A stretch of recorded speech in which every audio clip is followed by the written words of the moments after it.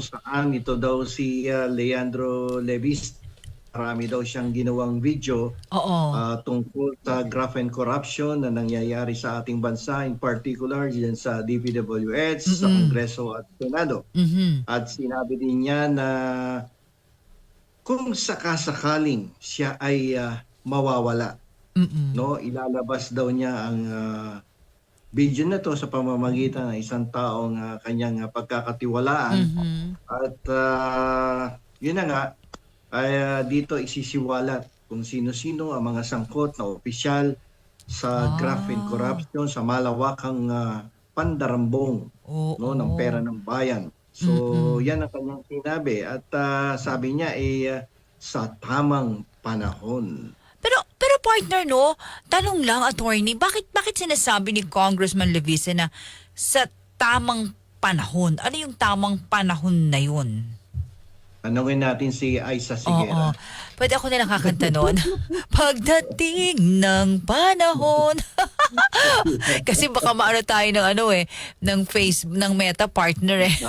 Copyright. Oo, baka ikaw rin at ako. Bakit pagdating ng panahon, malaay sa Sigera ang datingan? Siguro ang sinasabi niya dito ay pagdating ng panahon na ako Mm. ay may pagkakataon nang mag-deliver ng isang privilege speech sa Oh. Kongreso.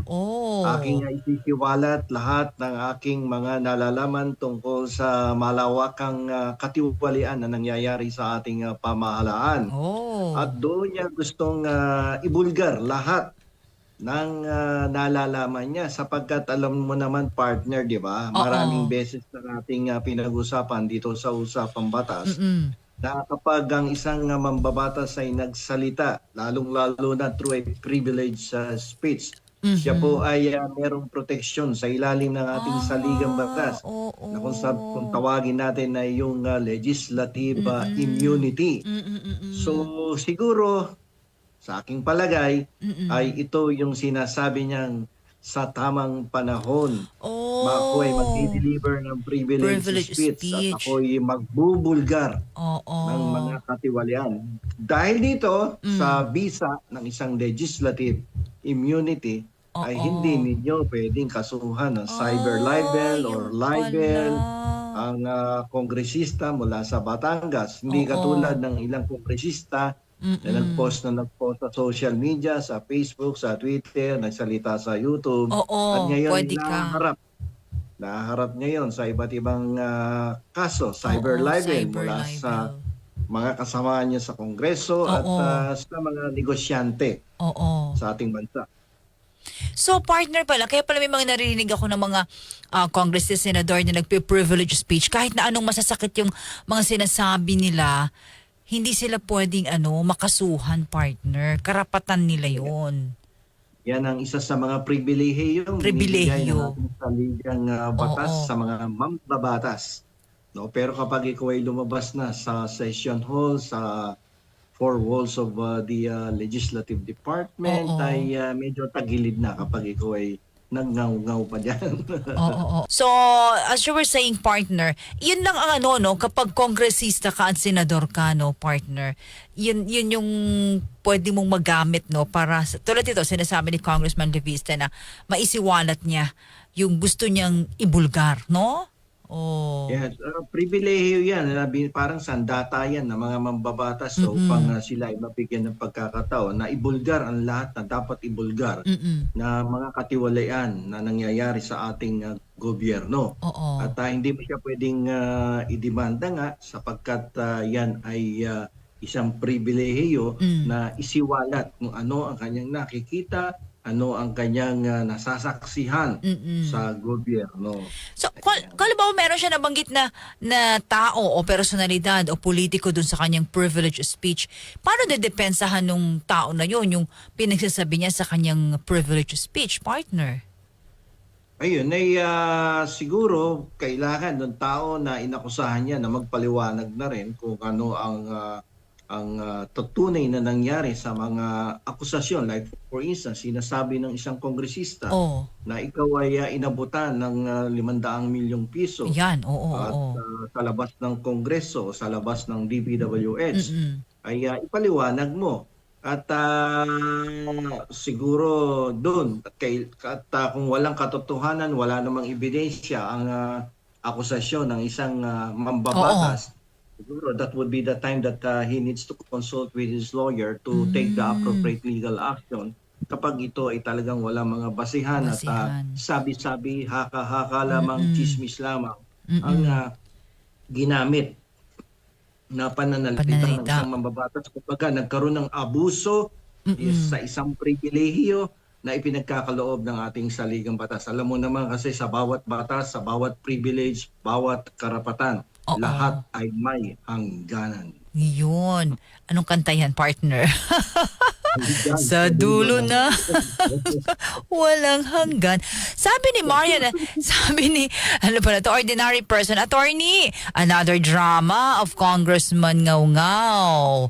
Sabi ni Hipolito, ay, partner from King of Saudi Arabia, si Hipolito Tubon is watching with us. Sabi ni Marian Alec, kung para talaga attorney sa anti-corruption, bakit may tamang panahon pa? Bakit hindi na ngayon, partner? Alam mo, Yun. yan sa palagay ko ay isang political insurance at isang political strategy on the part of the congressman from Batangas. Mm-mm. Pwede niyang gamitin yan Mhm. bilang parang ammunition o isang sandata upang ibulgar ang sa tamang panahon nga ang mga Mm-mm. korupsyon at gamitin yan no upang pabaksakin ang political career ng kanyang mga katunggali sa politika at kanyang kinaiinisan no sa Oo. pamahalaan na sa tingin niya ay talaga namang hindi gumagawa ng tama pagdating sa pamamahala sa Mm-mm. gobyerno. Yan ang kanyang estratehiya diyan. Oo. Kaya nga lang ang problema dito kay Leandro Leviste, yung kanyang sinabi kanina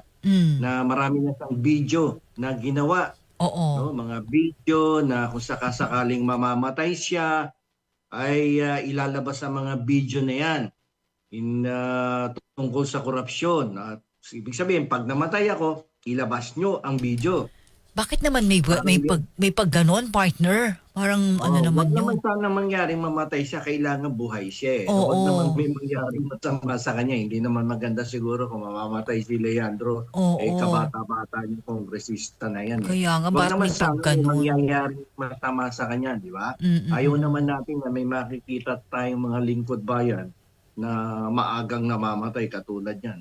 Wala pa yatang 30 o 30 lang yata yan Oo. si Tsaka bakit Leandro. na may pag ganon, di ba, Huwag partner? naman gano'n, no? Huwag Oo. yung mamamatay. Pero pag-usapan natin, no? Base sa rules of evidence. Mm. Sa mundo po ng batas, hindi lahat ng video na gagawin mo, katulad nitong mga sinasabi ni Leandro Oo. Leviste, ay hindi po maituturing na ebidensya sa ilalim po ng rules of evidence sa rules of court. Mm. Sapagkat katulad niya, sinabi niya, pag namatay ako, ilabas niyo yung ebidensya ng video ko na ginawa, na ni-record ko. Oo. So, ano ba laman ng video niya na magsasabing patotohanan ang mga korupsyon? Mm-mm. Kung ang laman ng video niya ay tungkol sa korupsyon at malalaman natin, makikita natin ang kanyang video ay nagkikwento na si Congressman X at si Senator Y Why?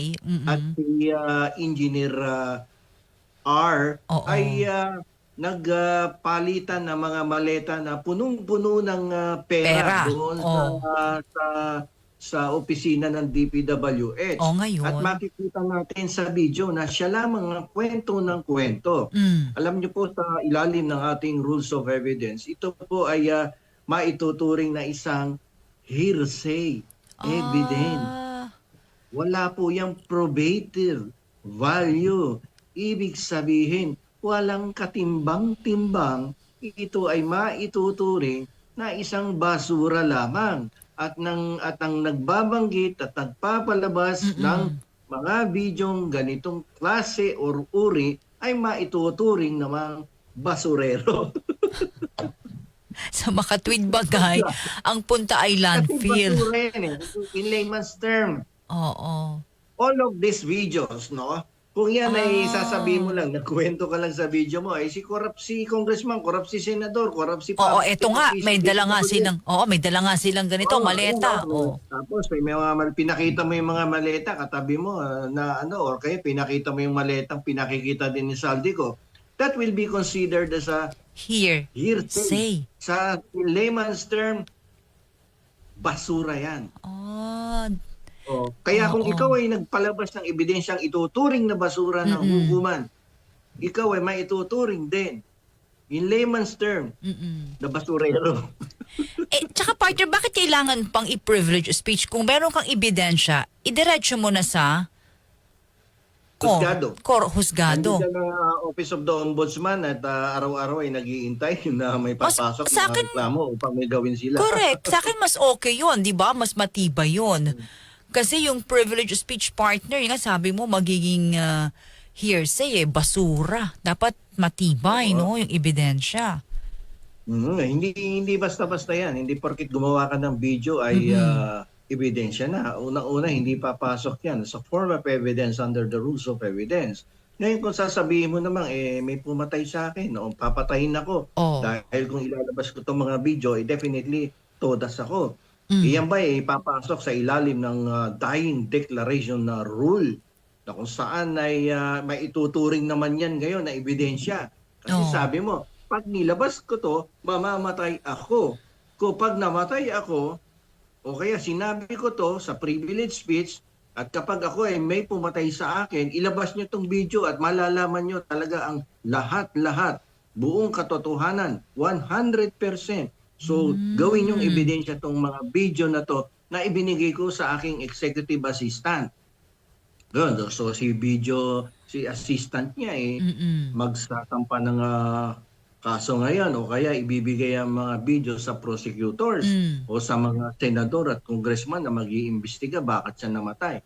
So ito ba maituturing naman na isang dying declaration na ebidensya under the dying declaration na rule? Hindi pa rin. Hindi pa rin, partner. Sabi pa rin. Alam mo bakit? Mm. Kasi ang video ay naglalaman ng kwento at usapin tungkol sa graft and corruption. Okay. Sa ilalim po ng ating evidence, the rules of evidence. Oo. Kapag ang video ay tungkol sa graft and corruption at hindi naman tungkol sa iyong pagkamatay, sino ang pumatay, paano ka pinatay, ito po ay hindi papasok bilang ebidensya. Pero kasi sa ilalim ng rules of evidence, kapag ang video mo, na-video mo yung sarili mo, binaril ka, tumakbo ka, nakapagtago ka sa isang sulok. Pero alam mo na sa ilang sandali na lamang, ikaw ay mamamatay na. So binuksan mo yung cellphone mo. Nag-selfie ka muna, may dami kang dugo. No? Pagkatapos, nagbigay ka ng testimonya doon sa selfie mo. Binaril ako ng tauhan ni congressman at ni senador dahil binulgar ko ang kanilang anomalya sa DPWH. Ayan, tinamaan ako sa may puso. Palagay ko mamamatay na ako. So ibubulgar ko sila. Sila nakita ko nagpalitan ng milyong-milyong pera doon sa parking lot sa Batasan at doon sa parking lot din ng DPWH. Then, that will be considered as an evidence under the dying declaration rule. At sinabi niya na ang pumatay sa akin si ganito at ganito ako, paano pinatay, binaril ako at sa loob ng 30 minutos o isang oras, mga kababayan, patay na ako pag napanood nyo to. Ayan, that is the dying declaration. Papasok yan as an evidence. Iba naman yung, eto, mayroong gustong pumatay sa akin. Ganon, life-threatening partner. May gustong pumatay sa akin, di ka naman namamatay. Oo. Ito, pinaano ko na sila. Sinabihan ko na yon na, pag may, eto yung mga taong hahanapin, yung mga ganon partner, iba naman yon. Pwede ka So, mahirap itong sabi ni Leandro na to, no, kung sakasakaling nga ilalabas niya itong mga ebidensya na to, na kung wala namang kinalaman talaga at hindi tama ang mga nilalaman ng kanyang video, ilalabas na hearsay lahat to. Attorney Bueno, law and beyond. Learn the law, know your rights.